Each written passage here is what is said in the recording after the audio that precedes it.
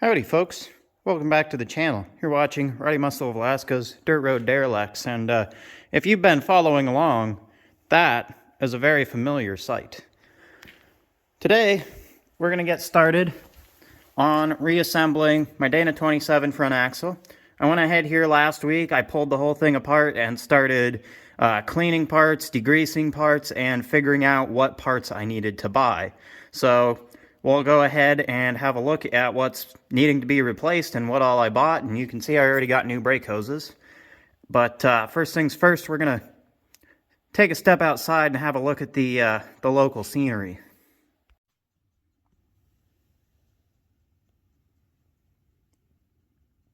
How's that for some nighttime scenery right outside the shop?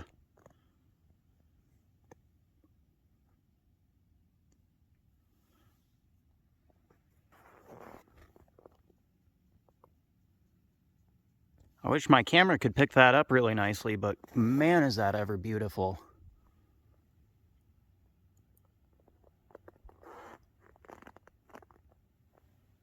Just something about Alaska, I tell you, folks. Alrighty, now that we're back in the shop, how was that for a great detour, huh? You just love it. I just love it when the lights just go off like that. It's gorgeous outside. So, anyways, back to business here. Let's go ahead. We're going to have a look at some of the parts that I'm not going to reuse off the Scout. Of course, I went ahead and got, everything I'm not using. All my new parts came off the Red Scout up the driveway. Surprisingly, that front axle is in pretty good shape, or was. It's taken apart now. So, first things first, this old wheel hub, I'm not going to reuse this one. I could probably save it, but it's pretty boned. So you can see inside there how it's all worn down, like it's been machined, and I think that's because it killed the wheel bearing, and then the wheel bearing got in there and just absolutely messed it up. The other thing is this outer bearing race is no longer a press fit. As you can see, I can just take it out and reinstall it with my hand. I could probably stake that and reuse it, but then it's got a broken stud. I don't know. I just figured I'll grab the one off the other Scout and we'll reuse that. Of course, when it killed its wheel bearing, the spindle got really heat checked and it's really scarred up and whatnot. And so I figured out I'll just grab the other one off the other Scout. I'm going to go ahead and replace the other spindle, the driver's side spindle, because the threads are really gacked up on this thing. And I could definitely save this one, again, with some time, a thread file, or like a thread repair kit or something. But same thing, I've got a part Scout sitting there for this exact reason. I'm not going to reuse that. And then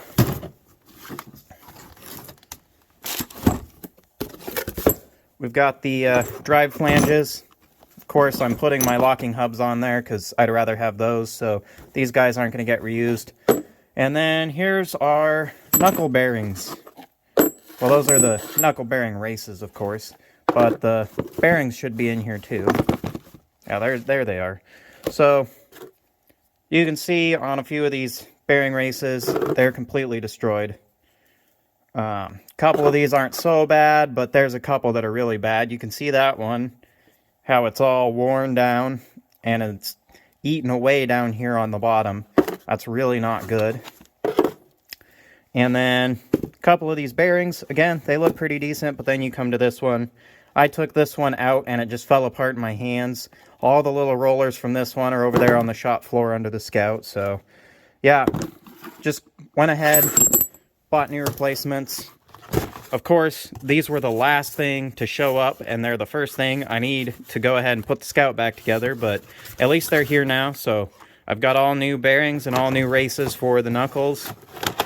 I've got axle shaft seals that'll go in the differential. U-joints, I'm probably not going to use those because mine are in really good shape, actually. I'll just put those on the shelf, and if I ever need them, they'll be there. I got knuckle seals. Of course, those are basically an essential to be replaced. And then brake lines to replace my old ones. Of course, when brake lines get old, the rubber swells up and they'll close off in the inside, and you can't see that it's worn out or useless or junk, but that's what'll happen, and then they don't move as much fluid as efficiently. So it's always good to go ahead and replace old brake lines. I've got a nifty little contraption going on here. I am using the hot plate to heat up my Purple Power super clean stuff, and then I've got my locking hubs in here. If I can get the lid off, you can see it's all... Of course, I've got a minty pot lid.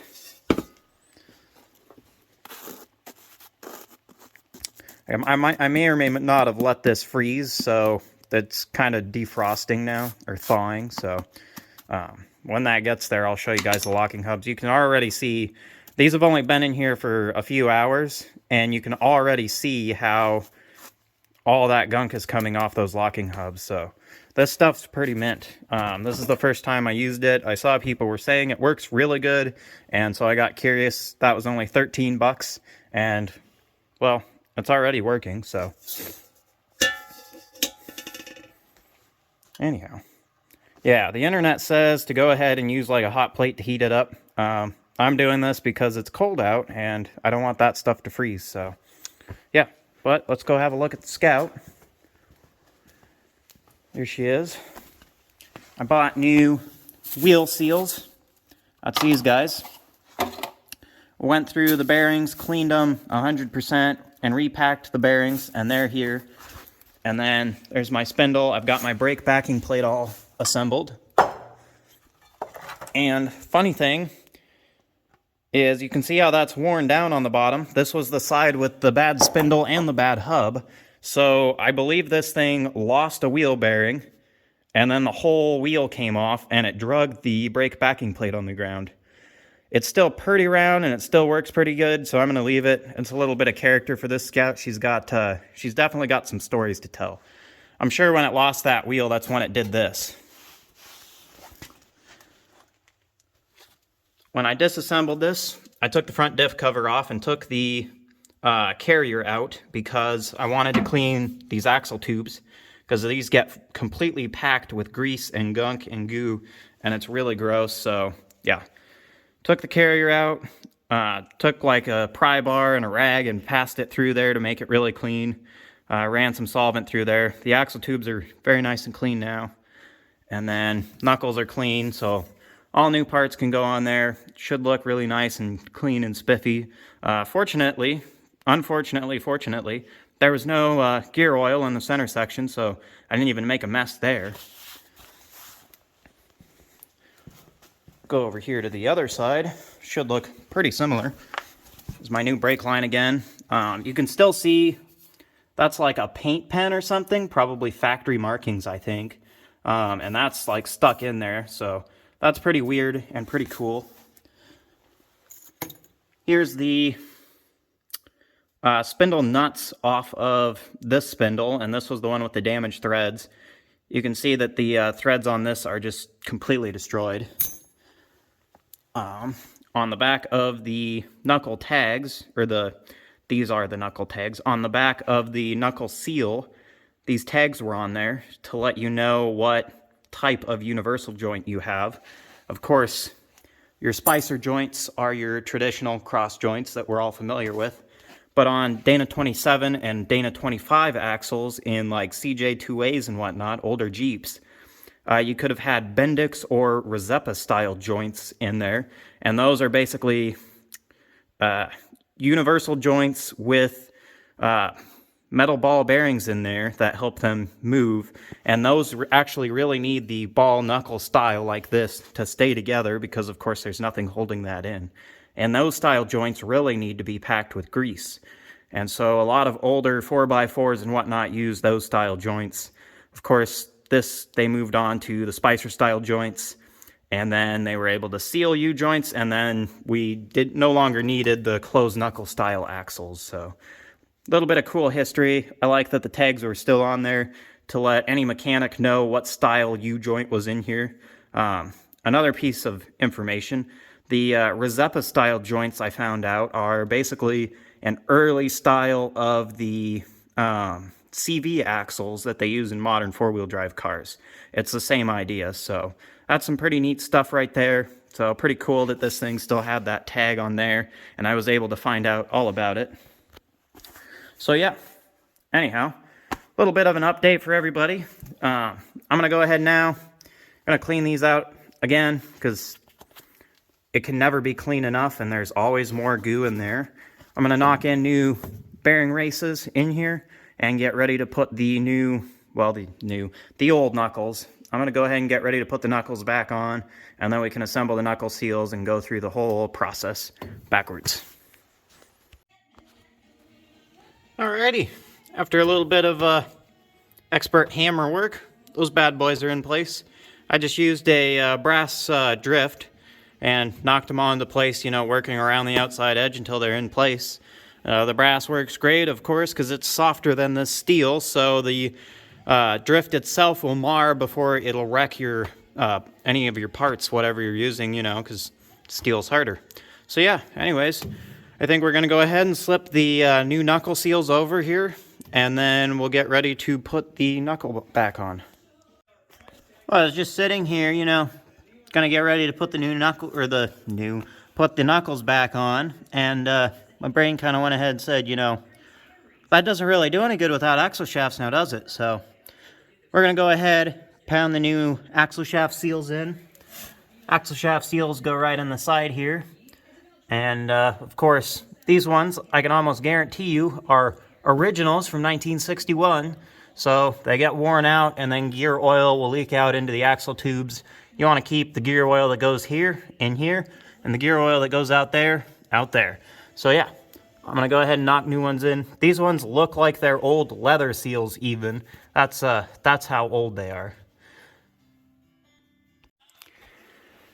Alrighty, folks. How do you like the look of that? I just went ahead, threw the whole passenger side together. Well, because I can. Of course, it's an axle. There's two sides. I'll show you guys the other side. When I'm all done, it'll look like this. I still need the gaskets for the hubs, of course. So gonna wait on that. It turns out I kind of lost my footage from when I threw the center section back in the diff there, the carrier. You just slip that bad boy back in exactly the way it came out. Bearing races need to go back on the same side, and then your bearing end caps need to go back on the exact same way they came out. They're marked with little letters. There's like a C on the cap, and then there will be a C on the case. And the C's need to be, exactly the same. And then on the other side of your carrier, that letter or number or whatever they put on there will actually be sideways. And the cap for that side, the number's sideways. So you line them up, you'll be perfect. I just threw that cover on. I don't have a gasket for it yet, but I just wanted to keep dust and dirt and grime whatever out of there because I already cleaned it. So yeah, this side's all back together. We're going to go throw the other side together, and I'll take you guys along for the ride.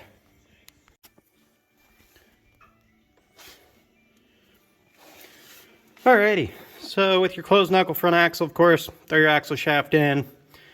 Got the bearing races driven in for the upper and lower knuckle knuckle bearings, and then you have your felt seal on your knuckle, and that's the first thing to go on. And these fit over a little bit tight, and it's kind of tricky to do one-handed, but I'll try. And you just kind of slide this thing up.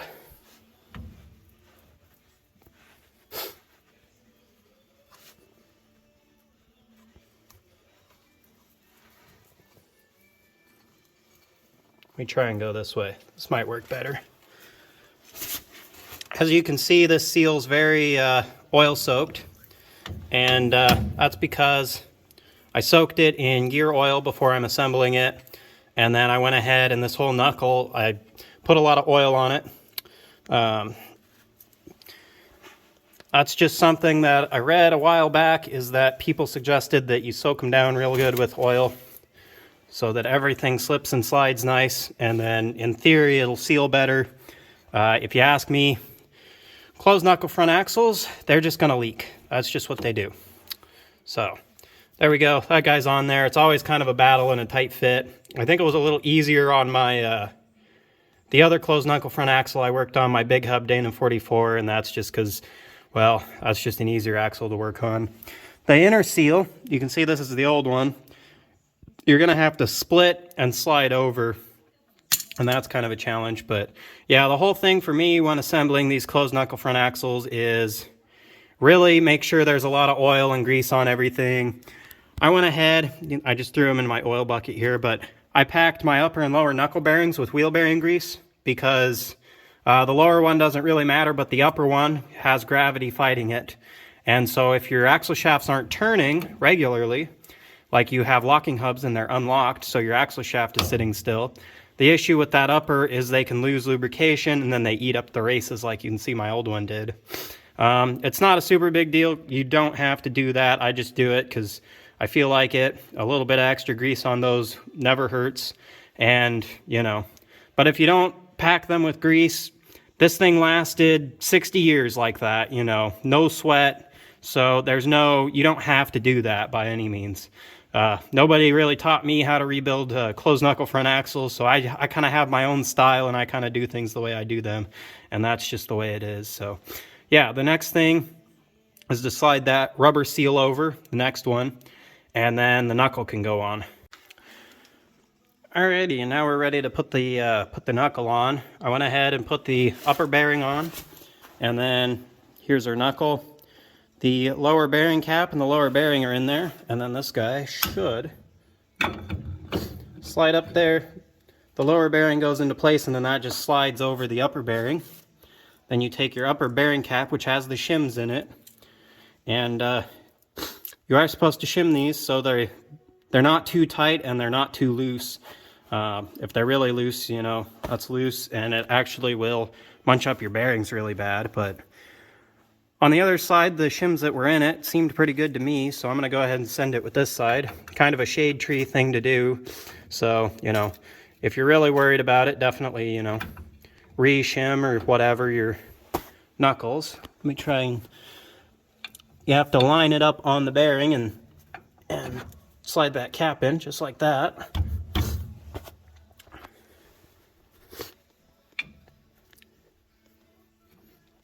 There we go. Alrighty. So now that that's in there, then I need to put the bolts in, and then it's got the little L bracket for the brake hose to go on there. You can see that when I cleaned everything, I then just threw them in old grocery bags. There's my hub. All the bearings are packed and set in there.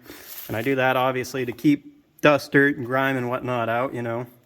So kind of a smart thing to do, I think. But yeah, I'm going to go ahead and throw the bolts in this, and then we'll be back in a moment. Alrighty, now that those bolts are tightened down, this thing's on here. It's nice.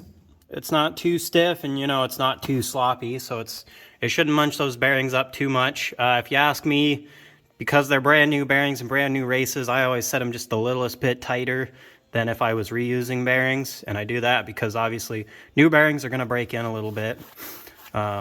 Knuckle bearings, they don't get a lot of movement, however, so you really don't have a lot to worry about when it comes to them. They're usually pretty stout. As you saw, I drove this thing all over the place, and the knuckle bearing, the upper one on the other side, was absolutely munched. It was garbage. It was toasted, so they're going to be fine. So next thing would be to put the knuckle seal on the back side. This guy, the rubber one, tucks into the back of the knuckle, and then the felt seal goes on over that. You have the metal plates. I've got new ones in the new packaging that I need to grab. Those go on, and then with those bolts, and then if you're me and you're spoiled and fancy and you have these cool things, you throw your old Spicer joint tags back on. Here's the new metal plates. So yeah, I'm going to go ahead and do that. Again, it's kind of a pain, and it's really hard to show you guys while I do it, but it's pretty self-explanatory. You just tuck the rubber in and then run the bolts. They go through the felt seal, and then yeah, it should be pretty good to go. And just like that, we got the old knuckle seal all tightened up on the backside. Of course, because I soaked the felt in gear oil, all the gear oil kind of presses out and drips down. That's why the drain pan's down here. But it's just something I read long ago on these felt knuckle seals on these axles, is you want to go ahead and soak the felt in gear oil so that it helps lubricate the knuckle as it turns. If you ask me, closed knuckle axles, they're just going to leak. If you fill them with gear oil like the old manuals say, they just leak. So if you don't like that, pack them full of grease or whatever. People recommend John Deere cornhead grease is what's recommended to put in these by a lot of folks out there. I'm not partial to anything. I know there's a company out there that sells closed knuckle axle lubricant. It comes in a tube, and then you just pump all that in there. So that's another thing. That is another type of grease. So I'm going to use one of those when I get there. Of course, you have the fill plug, so you can worry about it later. This Scout's not going anywhere for another few weeks, so my axle lubricant can get here when it gets here. But yeah, from here on out, you go ahead and you can put your spindle on. And then the spindle goes on with the brake backing plate, so I'll show you that when I get there. But yeah, that's kind of the hard part. And like I said, I know I'm shade tree, backyard kind of, hack mechanic. But one thing I'll say is at least I'm actually going through things and improving them and making them better instead of ignoring it, which I know a lot of folks like to ignore things like closed knuckle front axles, and then they call them garbage forever. And they like to neglect and not work on and not fix their drum brakes. And then they say, well, drum brakes are just the worst thing ever. They don't stop for squat, and they're terrible, and they've never worked right for me.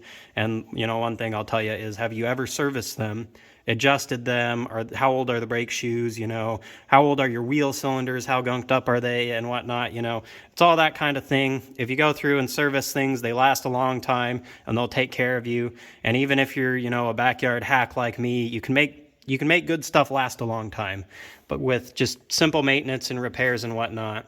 And so, yeah, obviously this knuckle's all covered in schmoo. I'm going to go through and wipe it down with a rag, and then we'll get to putting the spindle on. Alrighty, so your spindle goes on. It kind of is a little bit of a tight fit onto the knuckle, and so I just use the little mallet, rubber mallet or a dead blow or something to just kind of ease the knuckle on, or to ease the spindle onto the knuckle. You don't want to, get out the old 10-pound and just start wailing away on the thing. These are kind of precision parts, of course. And then your brake backing plate goes on over the spindle, and then your bolts go in. I usually, with spindles, these bolts, I usually use Loctite on them just because that's something that I'd like to kind of stay on there. It's kind of a bad day when that comes off. So yeah, we'll go ahead, throw those in, and then the couple other odds and ends, throw this brake line on here, and then I've got the hard line to put on there. I have to bend up a new hard line for the other side because the old one was hammered.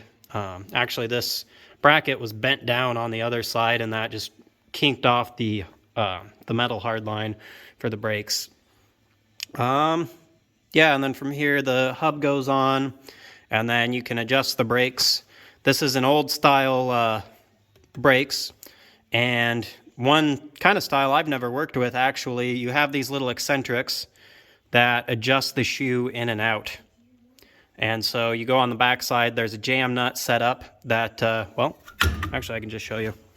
So that guy, you loosen this jam nut, and then you spin the inside bolt, and that rotates that eccentric and will push the brake shoes out or in. This had old brake shoes on it before, of course, so those eccentrics are probably adjusted pretty far out, so I need to pull them in a little bit so that my brake drum can go over nicely. When it comes to brakes, I was always taught, or I always kind of learned to, you put the brake drum on the hub, and then you spin it, and you adjust your brakes to where you just barely hear them touching the brake drum, where you spin the drum and it goes, just the littlest bit, not like, not to where you have to put any effort into spinning the brake drum, but just to where they barely touch, just barely graze, and then your brake shoes should be pretty well adjusted. With these, they're not self-adjusting. Your brakes with the little star wheel down on the bottom, those are supposed to be self-adjusting. So these guys, you have to go in every, 1,000 miles or a couple thousand miles, whatever, and adjust them. I'm not exactly sure what the service interval is on that, but yeah, so. Alrighty, and there's our hub on there. All my bearings all set up the way I want them. I'm not going to go into how I set up bearings because that's a whole can of worms. Everybody does it a little different. You cinch it pretty far down and then back it off a half a turn, or you just tighten it to where you want it. There's procedures for setting up new bearings and old bearings and this and that. I just do it my way, and it hasn't failed me yet. But one thing I did want to mention and get started with is, see that little nick there? I've got an old spindle nut here, and you can see those lovely marks in there. Some of you already know what that is. So, all right, there's an old farmer or miner trick. You just get your big old hammer and your chisel, and you just whack that thing on, and you whack it off with it. And I'm not going to lie, it works. I'm no advocate for it. 50 years ago, yeah, wonderful. If, you're way out in the backwoods and you can't, you got to reset your wheel bearings or do whatever, sure, get out the chisel. But in today's modern age, all I got to do is drive down to Napa and pick up Napa, O'Reilly's, AutoZone. We have them all right here in town, even way up in the Northland. And you just get a socket that fits that, and then you're done. So, yeah, it used to work. And I actually set these with a chisel because they were already, I think I had to do the rear, but I had the socket still fit on this one because it wasn't so beat up.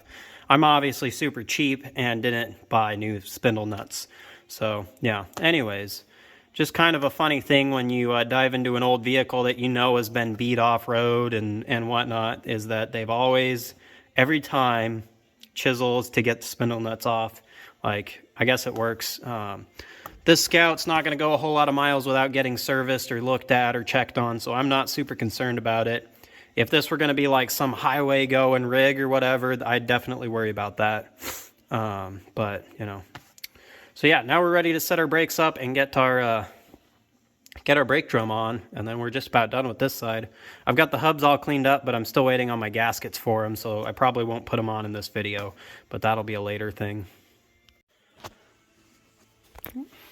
Alrighty, got the tie rod ends thrown on. My tie rod ends are absolutely clapped out. The other one's way worse. I'm just going to go ahead, pack the whole front end full of grease, all the tie rod ends and links and everything, and just kind of send it for now. If you're new to the program, this old girl sat in a field for like 40 years, 45, close to 50. I don't know. It had been sitting forever. Of course, it had been beaten off road forever.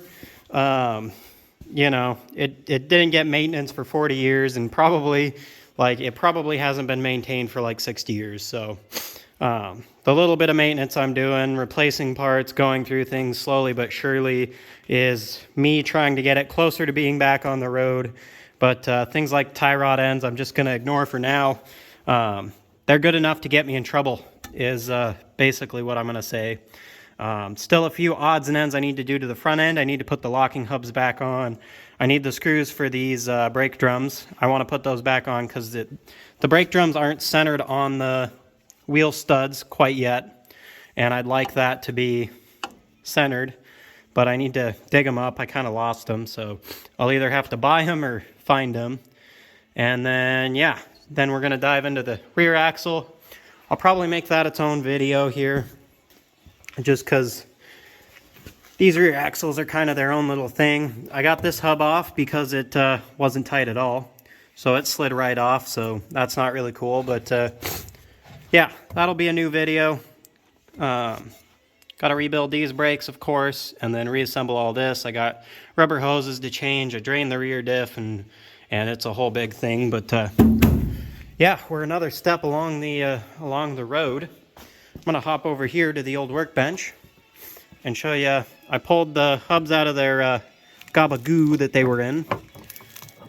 See that purple power stuff definitely freezes. The locking hubs are insanely clean, which really impresses me. Good enough that I'm willing to send that, pack them full of grease, and well, not pack them full of grease, but put some grease on things, make them really nice. And yeah, I'm going to go ahead and wire brush them. You can see they kind of got some corrosion on them that they didn't have before, that they got from that the greaser stuff, kind of white aluminum powder on them. But yeah, they really cleaned up nice. That purple power stuff works great. So yeah, I'm going to see if these are kind of the drive flanges.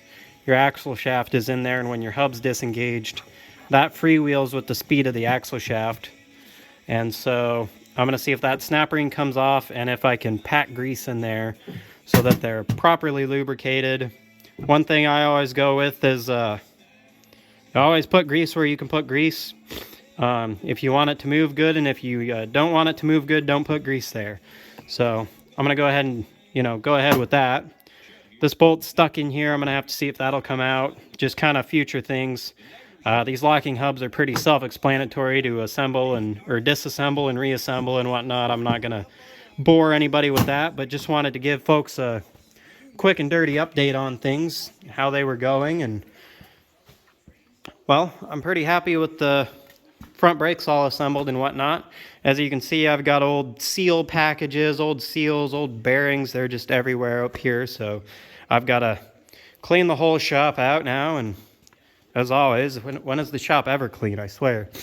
So yeah, anyways, hopefully you guys enjoyed that. I know it's not a word for word, step by step, torque spec heavy video, but I was hoping I can kind of just give some folks a little bit of information on these closed knuckle front axles, show you how they go apart and come back together, and hopefully kind of influence some folks on being able to do this by themselves.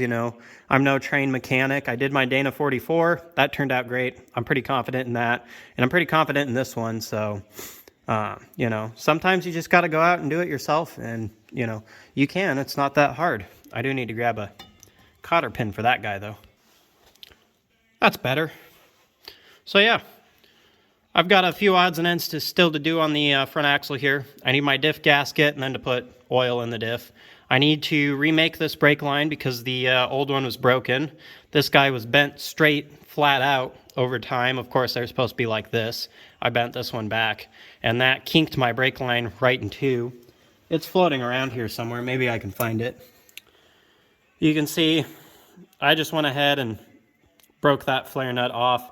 I kind of bent this guy back into shape, I think, so that when I go ahead to make my new one, yeah, that's how it goes in there. So when I make my new one, I can use this one more or less as a template to bend it back up. And then, yeah, I tell you what, in no time we'll be ready to bleed brakes and put this thing back on the road. So, yeah, thanks for watching. I hope you guys enjoyed. Got a little information on closed knuckle front axles. If you didn't, I hope you were amused somewhat. I try my best sometimes. So, yeah, until next time.